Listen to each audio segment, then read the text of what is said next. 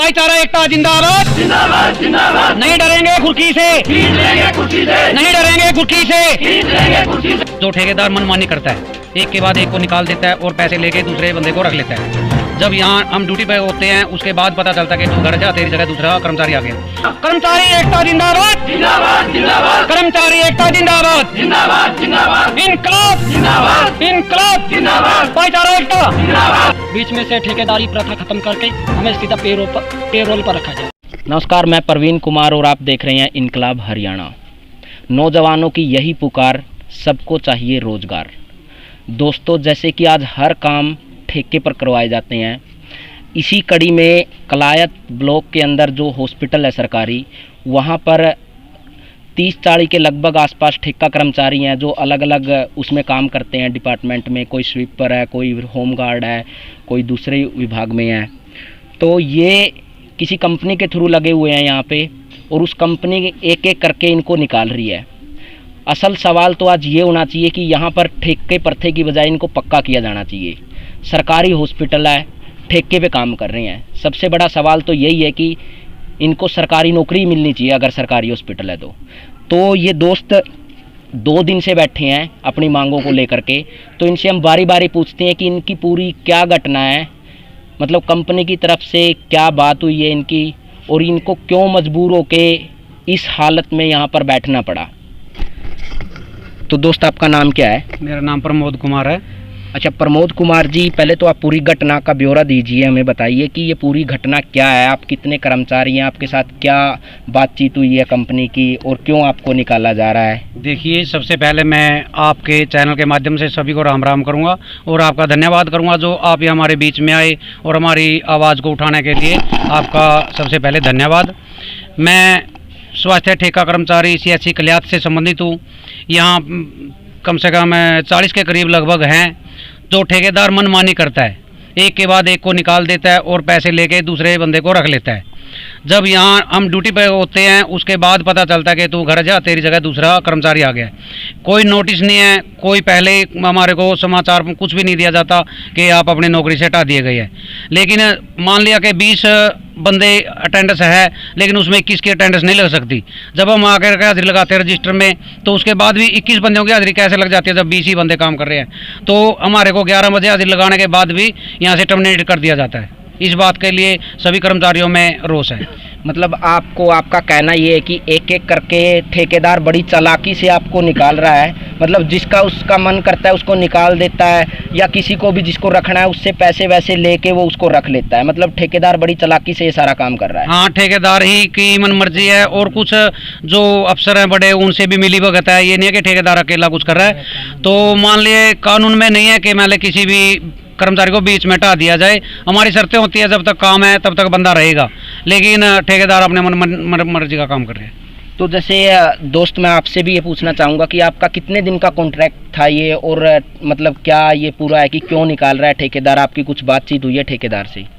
Sir, सबसे पहले तो इस चैनल के माध्यम से मैं ये कहना चाहता हूँ, जो कानून है सन 1947 धारा 25 के अनुसार, अगर कोई कॉन्ट्रैक्टर रखता है कर्मचारी को, तो दूसरा कॉन्ट्रैक्टर न्यू होता है, स्टैंड होता है, तो बदल नहीं सकता।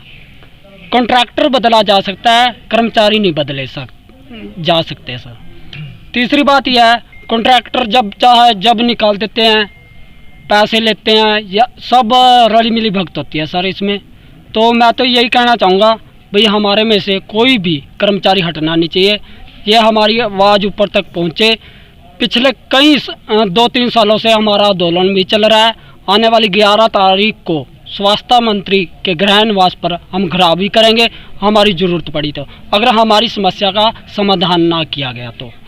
पहली मांग तो यही है हमारी कि हमारा कोई कर्मचारी हटना नहीं चाहिए। दूसरी मांग यह है, बीच में से ठेकेदारी प्रथा खत्म करके हमें सीधा पेरोल पर रखा जाए।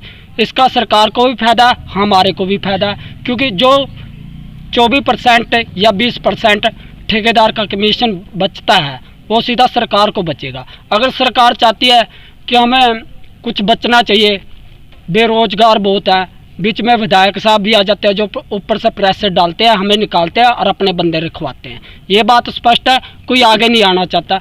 जैसे कि मैं बोल रहा हूँ, अगर मैं यहाँ पर आवाज़ उठा रहा ना, क्या पता मेरा कल या परसों या 2-3 महीनों के बाद मेरा टर्मिनेट लेटर जरूर आएगा, ये मुझे भी पता है सर। तो यही कहूँगा मैं अपने साथियों से भी और आपसे भी, हम अपनी आवाज़ उठा रहे हैं, आप भी अपने चैनल के माध्यम से हमारी आवाज़ ऊपर तक उठाएं। अच्छा, मैं आपसे ये सवाल भी करूंगा कि आपने कितने दिन पहले से, आप ये पक्के होने की मांग कितने दिन पहले से किस किस के सामने आप रख चुके हैं या पहली बार ये रख रहे हैं? सर हम अपने विज्ञापनों के द्वारा स्वास्थ्य मंत्री अनिल विज से कई बार मुलाकात कर चुके हैं। 2019 में 31 मार्च को हमारा वहाँ पर घराव था, तो उसमें भी अपनी मांगें रख चुके हैं।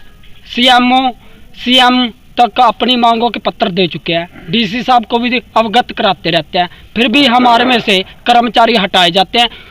तीसरी बात यह है कि हटाने की वजह इनकी यही होती है, किसी के ऊपर कोई अंजाम लगा के 1 महीना 2 महीने रिटर्न में लिख के ऊपर भेज देते हैं, जिसका हमारे से लिखित रूप में नहीं लिया जाता। बाकायदा कि कानून के अनुसार ये होना चाहिए, जो ऊपर एप्लीकेशन भेजी जाती है जी, हमारे से भी पूछना चाहिए कि आपकी ये कमी है, बताओ आप इसमें क्या कहना चाहते हो, पर हमारे से कुछ पूछा नहीं जाता सर। अब मान लीजिए अगर ये आपका जो आंदोलन लंबा खींचता है तो आगे का आपका रास्ता क्या होगा इसमें? सर आगे का ये रास्ता होगा, अगर हमारी समस्या का समाधान ना किया गया तो जिला स्तर पर होगा। अगर जिला स्तर पर भी हमारी समस्याओं का समाधान नहीं होता तो हम आगे तक जाएंगे, और भी कितने भी CSC हैं, PSC हैं, या जिला स्तर वाले हैं, उनको सभी को इकट्ठा करेंगे। तो दोस्तों, इनमें कुछ महिलाएं भी हैं जो यहाँ पर ठेके पर काम करती हैं, हम उनसे भी बात करने की कोशिश करेंगे कि उनकी भी ये सेम समस्याएं हैं। और महिलाओं को तो बल्कि दोहरी समस्याओं का सामना करना पड़ता है, घर परिवार छोड़ के आती हैं, फिर घर का काम करना और ये तमाम दिक्कत परेशानियों का सामना करना पड़ता है। तो उनसे भी हम जानने की कोशिश करेंगे। क्या नाम है जी आपका? जी नीलम जी, आप कहाँ से आती हैं वैसे? जी क्लैब से ही आते हैं जी, स्टेशन से। अच्छा, आप कितने दिन से यहाँ पे काम कर रहे हैं? जी मुझे आज 5 दिन हुए हैं। अच्छा, नहीं मतलब 5 दिन से ही लगे हुए हैं काम पे या पहले से ही लगे हुए हैं आप? जी अभी लगे हैं। अच्छा, अभी लगे हैं। तो आपको भी सेम यही मतलब यही मांगे आपकी भी और आप इनके साथ? जी इनको समर्थन देने के लिए हम इनके साथ हैं। अच्छा। जब इतने भाई खड़े हैं तो हम इनके साथ ही खड़े हैं। जी सर, धन्यवाद। ठीक है, आप भी बोलोगे कुछ? हाँ, आपका नाम क्या है? मेरा नाम नरेश है जी।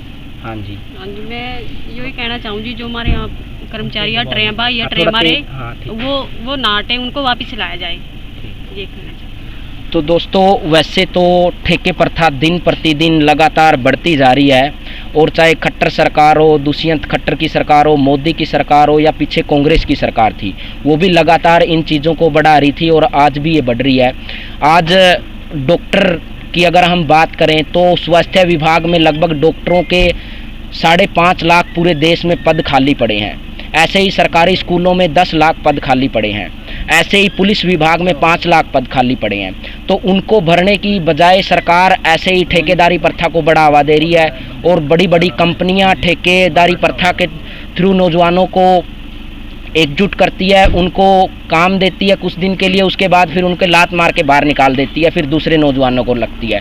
जहाँ पे उनको ज़्यादा मुनाफा कमाना होता है, जहाँ पर उनको ज़्यादा मुनाफा पड़े, तब उनको ही नौजवानों को वो रखती है जिनको कम से कम तनख्वाह पे वे रख सके। तो ये हालात आज नौजवानों के पूरे देश में है। 30 से 35 करोड़ लगभग नौजवान बेरोजगार हो चुके हैं। मोदी सरकार 2 करोड़ नौकरियों की बात करती थी, उल्टा 12 करोड़ नौकरियां पिछले 6 साल में मोदी सरकार ने वेतनभोगी लोगों की छीन ली है। ये सरकार का आंकड़ा है। तो ऐसे हालातों में नौजवान निराश हैं, परेशान हैं और दर बदर की ठोकरें खाने के लिए मजबूर हैं। आज अगर इनकी नौकरी सुरक्षित होती तो ये क्यों धरने पे बैठते, अपनी मांगों के लिए क्यों प्रदर्शन करते। तो ऐसी समस्याएं इनकलाब हरियाणा नौजवानों की, मेहनत कश लोगों की उठाता रहता है।